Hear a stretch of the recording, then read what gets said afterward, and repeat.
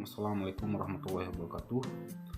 Perkenalkan, nama saya Muhammad Riki, NPM 1921010272 dari Prodi Hukum Keluarga Islam.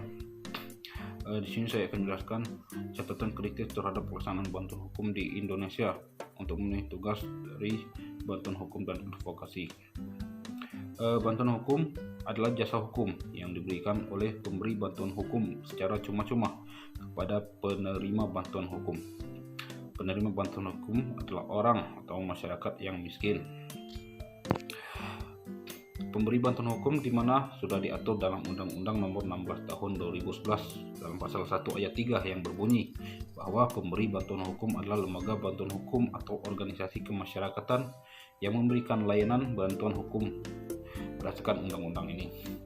Adapun syarat-syarat pemberi bantuan hukum meliputi: yang pertama, berbadan hukum; yang kedua, terakreditasi berdasarkan undang-undang; yang ketiga, memiliki kantor atau sekretariat yang tetap; yang keempat, memiliki pengurus; dan yang kelima, memiliki program bantuan hukum. Berdasarkan Undang-Undang Nomor 16 Tahun 2011 tentang bantuan hukum yang menjamin hak konstitusional bagi setiap orang atau warga negaranya untuk mendapatkan pengakuan, jaminan, perlindungan, dan kepastian hukum yang adil serta perlakuan yang sama di hadapan hukum sebagai sarana perlindungan hak asasi manusia.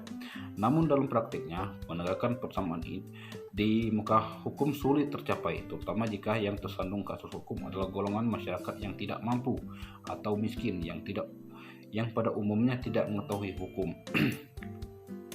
Mereka yang tidak mampu bahkan buta hukum ini terkadang tidak mengetahui hak mereka yang pada dasarnya sudah diatur dalam undang-undang, karena sebagian besar dari mereka terpaku dengan anggapan bahwa ketika mereka ingin memberi hak-hak mereka harus mengeluarkan biaya yang besar, yang mungkin untuk makan saja mereka masih kesulitan. Hal ini dilatar belakangi oleh sangat minimnya sosialisasi terkait hak-hak mereka ketika menghadapi kasus hukum. Terlebih lagi, maraknya stigma mahalnya biaya untuk membayar jasa advokat atau pengacara. Mungkin yang dapat saya sampaikan. Lebih dan kurang saya mohon maaf. Wassalamualaikum warahmatullahi wabarakatuh.